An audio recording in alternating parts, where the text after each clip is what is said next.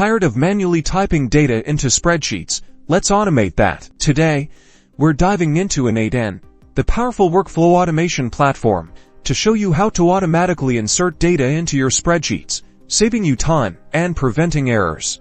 First, we need a trigger to start our workflow. In this example, we're using a webhook. This means our workflow will activate when it receives data from another application, of course, and N8n offers other triggers like scheduled intervals if your data source is different.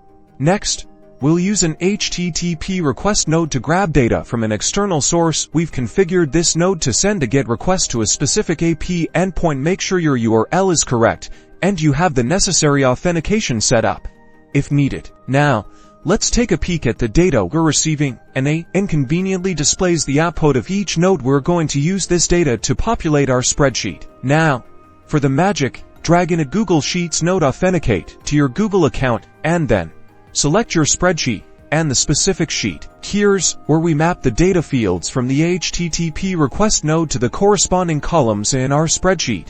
N8n makes this super easy with its visual mapping interface. And just like that, your data is automatically being entered into your spreadsheet. No more manual typing. No more errors.